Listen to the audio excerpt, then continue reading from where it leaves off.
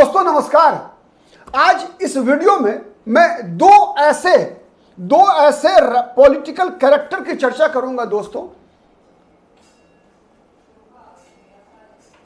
जिसका political debut Bharatiya Janata party से हुआ, जिनकी मूल पहचान फिल्म इंडस्ट्री से जुड़ी हुई है, लेकिन आज ये दोनों भारतीय जनता पार्टी में नहीं है, बल्कि भारतीय जनता पार्टी की घोर विरोधी राजनीतिक दल के सदस्य हैं। और कहा यह जाता है दोस्तों कि एक जमाने में अपने अपने जमाने में ये दोनों भारतीय जनता पार्टी की तरफ से अपने अपने राज्यों में मुख्यमंत्री के संभावित दावेदार हुआ करते थे। चर्चा इसलिए दोस्तों क्योंकि विगत दिनों आपने देखा कि तृणमूल कांग्रेस के 20 लोकसभा सदस्यों ने ममता बनर्जी का साथ छोड़ दिया। तृणमूल कांग्रेस की 3 राज्यसभा सदस्यों ने न केवल राज्यसभा से इस्तीफा दिया, बल्कि अपना इस्तीफा तृणमूल कांग्रेस से भी दे दिया, और अब वो तीनों भारतीय जनता पार्टी में शामिल होकर बीजेपी की टिकट पर चुनाव लड़ रहे हैं। तो आज के दिन चर्चा करना बनता है कि भारतीय जनता पार्टी से गए बाबुल सुप्रियो और शत्रुघ्न सिन्हा, बाबुल सुप्रियो जहां राज्यसभा के सदस्य हैं, वहीं शत्रुघ्न सिन्हा आसनसोल से लोकसभा के सदस्य हैं। इन दोनों ने political debut Bharatiya Janata party से किया था, जहां शत्रुघ्न सिन्हा 1990 के दशक में ही, जब भारतीय जनता पार्टी ने राम जन्मभूमि मुद्दे पर पूरे देश भर में आंदोलन की शुरुआत की, आडवाणी के नेतृत्व में रथ यात्रा की शुरुआत हुई, तो आडवाणी के साथ साथ कई सभाओं में शत्रुघ्न सिन्हा ने भारतीय जनता पार्टी के लिए माहौल बनाने का प्रयास किया। दोस्तों याद रखिए, ये वो समय था जब देश में कोई भी सेलिब्रिटी भारतीय जनता पार्टी के साथ जुड़ना नहीं चाहता था। भारतीय जनता पार्टी को सांप्रदायिक राजनीतिक दल कहकर भारतीय जनता पार्टी एक प्रकार से अस्पृश्य बनी हुई थी, अनटचेबल थी भारतीय जनता पार्टी पूरे भारतवर्ष में। केवल अकाली दल और शिवसेना के अलावे भारतीय जनता पार्टी को कोई दूर से भी छूना नहीं चाहता था। कहा जाता था कि भारतीय जनता पार्टी में जो सटेगा वो दागी हो जाएगा, उस पर कलंक लग जाएगा कि ये तो यार सांप्रदायिक है। हिंदूवादी होना सांप्रदायिक होना था उस दौर में। शत्रुघ्न सिन्हा भारतीय जनता पार्टी के साथ आते हैं, और भारतीय जनता पार्टी का जब उभार का दौर शुरू होता है दोस्तों, तो भारतीय जनता पार्टी में शत्रुघ्न सिन्हा की पहचान थी बिहारी बाबू की। लालू यादव मुख्यमंत्री थे बिहार में। भारतीय जनता पार्टी के पास ऐसा कोई चेहरा नहीं था बिहार में जिसके बलबूते पर भारतीय जनता पार्टी लालू यादव की लोकप्रियता को चुनौती दे सके। उसी दौर में भारतीय जनता पार्टी ने बिहारी बाबू शत्रुघ्न सिन्हा, ऐसा प्रोजेक्ट किया गया कि बिहार में भारतीय जनता पार्टी की तरफ से अगर भारतीय जनता पार्टी की सरकार बनती है तो शत्रुघ्न सिन्हा, बिहारी बाबू बिहार के मुख्यमंत्री हो सकते हैं। खैर वो नौबत आई नहीं। बिहार में भारतीय जनता पार्टी के कद्दावर नेता बनकर उभरे सुशील कुमार मोदी का कद इतना बढ़ा बिहार की राजनीति में, भारतीय जनता पार्टी की राजनीति में, कि उस कद के आगे शत्रुघ्न सिन्हा भी आते आते बौना हो गए। लेकिन बौना होने में केवल सुशील मोदी का बढ़ता हुआ कद जिम्मेवार नहीं था, बल्कि शत्रुघ्न सिन्हा द्वारा की गई कुछ गलतियां भी उसके लिए जिम्मेवार थी। दरअसल भारतीय जनता पार्टी की सरकार जब अटल बिहारी वाजपेयी के नेतृत्व में दिल्ली में बनी, उन दिनों शत्रुघ्न सिन्हा राज्यसभा के सदस्य बनाए गए।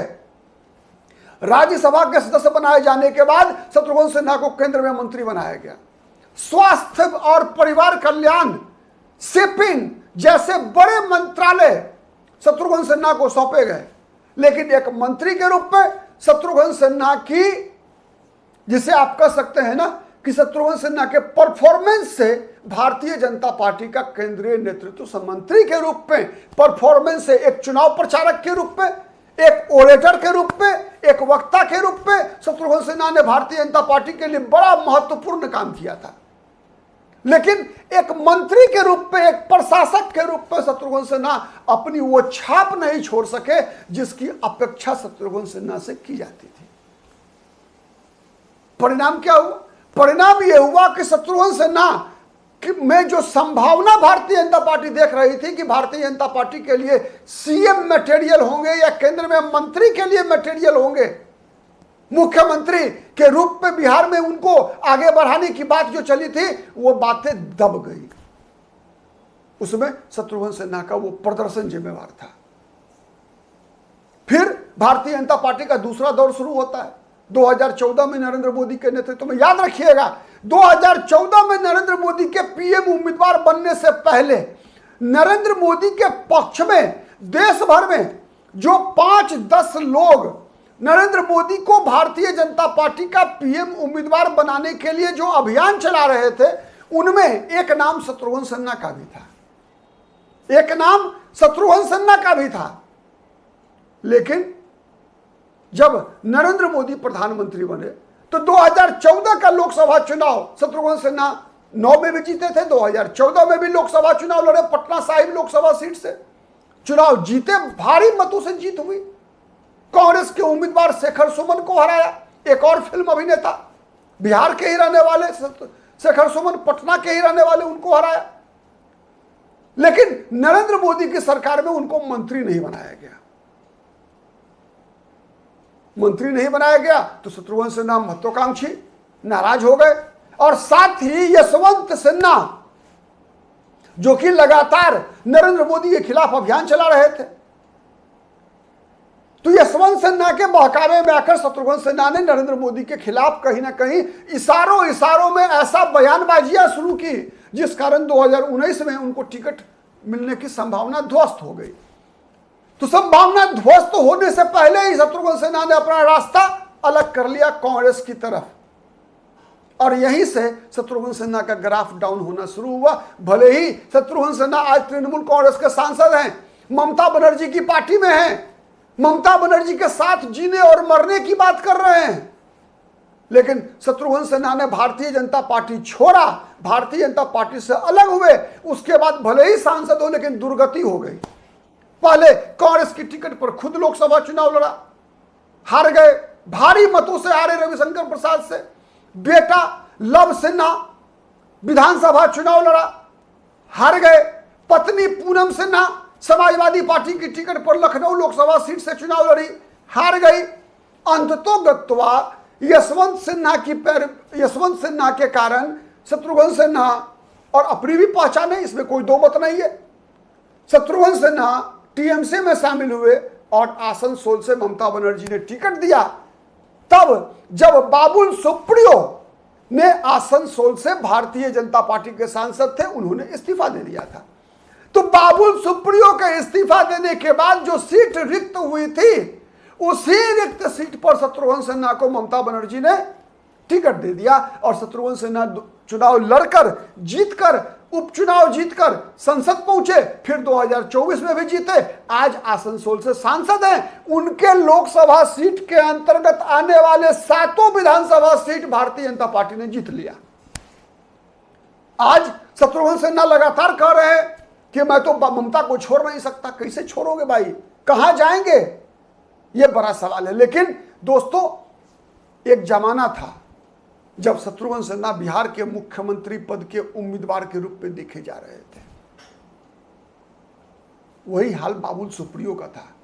जैसे बिहार में शत्रुघ्न सिन्हा के राजनीति में आने से पहले, भारतीय जनता पार्टी में सक्रिय होने से पहले भाजपा के पास कोई राज्य स्तरीय चेहरा नहीं था, वैसे ही पश्चिम बंगाल में 2014 के लोकसभा चुनाव से पहले भारतीय जनता पार्टी के पास पश्चिम बंगाल में कोई ऐसा चेहरा नहीं था जिसे भारतीय जनता पार्टी अपना प्रचारक बनाकर पूरे पश्चिम बंगाल में घुमा सके। बाबुल सुप्रियो कहा जाता है संजोग था कि भारतीय जनता पार्टी से टिकट मिला उनको, बाबा रामदेव की पैरवी पर एक हवाई जहाज में दोनों साथ जा रहे थे, संजोग था। लोकसभा चुनाव में टिकट मिला, आसनसोल से चुनाव जीत गए। उससे पहले प्रायः क्या होता था दोस्तों कि पश्चिम बंगाल में तब के सिवाय जब भारतीय जनता पार्टी ने तृणमूल कांग्रेस ममता बनर्जी की पार्टी के साथ गठबंधन करके चुनाव लड़ा था, तब तो भारतीय जनता पार्टी की टिकट पर तपन सिकंदर, सत्यव्रत मुखर्जी चुनाव जीतने में कामयाब रहे थे। छोड़ दीजिए 1952 में श्यामा प्रसाद मुखर्जी वाली चर्च बात, जब भारतीय जनता पार्टी जनसंघ के 3 सांसद चुनाव जीते थे पश्चिम बंगाल में, मैं बात कर रहा हूं उसके बाद। तो भारतीय जनता पार्टी के पास एक भी ऐसा चेहरा नहीं था पश्चिम बंगाल में जो अपने बलबूते पर भारतीय जनता पार्टी की पहचान बन सके। पश्चिम बंगाल में भारतीय जनता पार्टी को एक सीट जीतने को मिलती थी, वो सीट होती थी दार्जिलिंग। दार्जिलिंग में गोरखा जनमुक्ति मोर्चा जैसी गोरखावादी पार्टियों के सहयोग से भारतीय जनता पार्टी दार्जिलिंग में कभी जसवंत सिंह को तो कभी एसएस अहलुवालिया को चुनाव जिताने में कामयाब होती थी, तो पश्चिम बंगाल में भाजपा का खाता खुलता था। भारतीय जनता पार्टी के पास कोई बंगाली चेहरा नहीं हुआ करता था उसी दौर में जो बाबुल सुप्रियो भारतीय जनता पार्टी में शामिल होकर आसनसोल से चुनाव लड़ते हैं, 2014 में जीतते हैं, केंद्र में मंत्री बनाए जाते हैं, 16 का विधानसभा चुनाव आता है, भारतीय जनता पार्टी पहली बार अपने बलबूते पर 3 विधानसभा सीट जीतने में कामयाबी हासिल करती है। उसी विधानसभा चुनाव में बाबुल सुप्रियो भारतीय जनता पार्टी के राज्य स्तरीय नेता के रूप में पूरे राज्य भर में भारतीय जनता पार्टी के पक्ष में चुनाव प्रचार करते हैं, एक पब्लिक फिगर के रूप में। वैसे ही जैसे बिहार में शत्रुघ्न सिन्हा ने भारतीय जनता पार्टी के नाव को खेने का काम किया था, उसी तरीके से बाबुल सुप्रियो भी बंगाल में भारतीय जनता पार्टी के नाव खे रहे थे।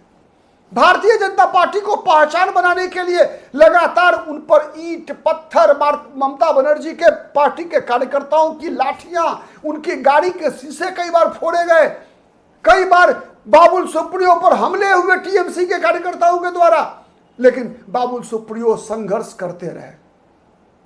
लेकिन जैसा पिछले एक वीडियो में मैंने बताया था दोस्तों, आपको याद होगा, बाबुल सुप्रियो डर गए।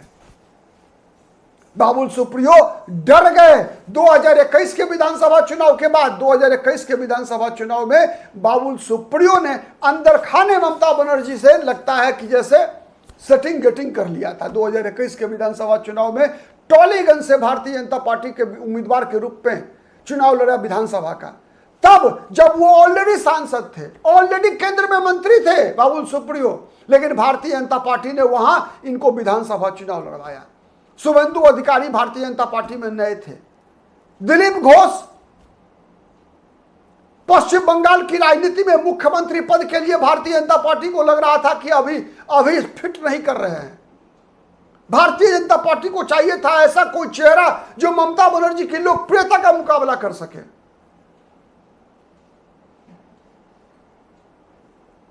लेकिन बाबुल सुप्रियो को लग गया, बाबुल सुप्रियो को कभी लग गया कि इस डर गए बाबुल सुप्रियो, ममता बनर्जी का मुकाबला करना बंगाल में असंभव है।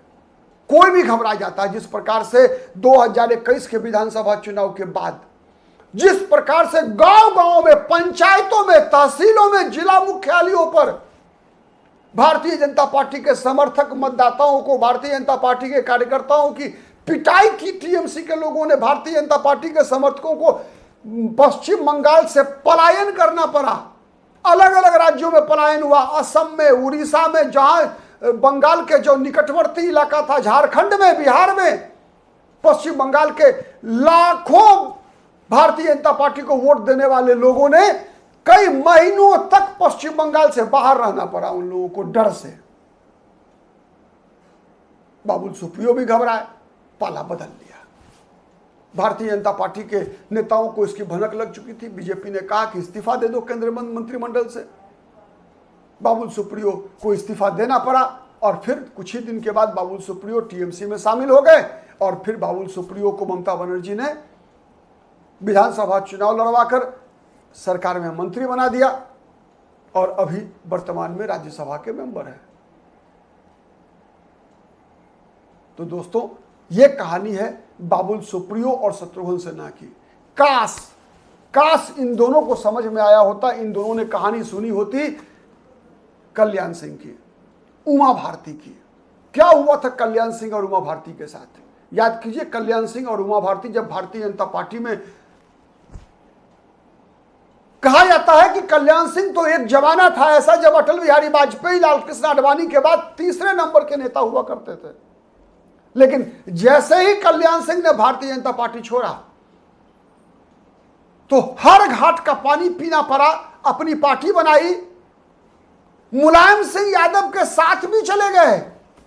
वो कल्याण सिंह जिन्होंने अपने मुख्यमंत्री की कुर्सी का बलिदान कर दिया था राम जन्मभूमि के लिए, मंदिर निर्माण के लिए, बाबरी मस्जिद का ध्वंस करवाया था, वो कल्याण सिंह उस मुलायम सिंह यादव के साथ चले गए जिस मुलायम सिंह यादव ने कहा था कि अयोध्या में परिंदा भी पर नहीं मार सकता। एकदम विपरीत ध्रुव।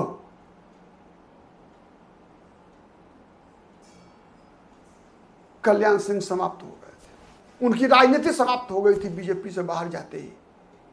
वही हाल हुआ था उमा भारती। याद कीजिए, उमा भारती मध्य प्रदेश की पूर्व मुख्यमंत्री। जब तक भारतीय जनता पार्टी से उन्होंने छोड़ा नहीं था भारतीय जनता पार्टी को, तब तक उमा भारती पूरे देश भर में भारतीय जनता पार्टी की स्टार प्रचारक हुआ करती थी। लाल कृष्ण आडवाणी, अटल बिहारी वाजपेयी के बाद अगर किसी नेता की सर्वाधिक मांग हुआ करती थी पूरे देश भर में, जैसे जो आज स्ट्रेचर योगी आदित्यनाथ की है भारतीय जनता पार्टी में कि मोदी और अमित शाह के बाद सबसे ज्यादा डिमांडेड योगी आदित्यनाथ हैं, वैसे ही वही कद उमा भारती का हुआ करता था। एक सन्यासी, दूसरा सन्यासन। लेकिन जैसे ही उमा भारती ने भारतीय जनता पार्टी का साथ छोड़ा, अपनी पार्टी बनाई, फिर वापस आए, कल्याण सिंह भी आए, उमा भारती भी आई, लेकिन वो कद वापस नहीं आया जो कद बीजेपी छोड़ने से पहले था। काश शत्रुघ्न सिन्हा और बाबुल सुप्रियो अगर इस बात को याद रखे होते तो मुझे लगता है कि भारतीय जनता पार्टी का इतिहास ऐसा है दोस्तों कि कब कौन सा कार्यकर्ता फर्श से अर्श पर पहुंच जाए और कब किसी अर्श वाले व्यक्ति को फर्श देखना पड़े, भारतीय जनता पार्टी में कहा नहीं जा सकता। लेकिन अंततोगत्वा अगर देखेंगे तो भारतीय जनता पार्टी में उसी व्यक्ति को उसकी क्षमता के अनुसार स्थान मिल जाता है जिसके अंदर धैर्य होता है। काश बाबुल सुप्रियो और शत्रुघ्न सिन्हा ने वो धैर्य दिखाया होता तो आज ये स्थिति नहीं होती। आप कितने सहमत हैं कमेंट करके बताइएगा। आज के लिए इतना ही, फिर मुलाकात होगी किसी अन्य मुद्दे पर। तब तक के लिए नमस्कार।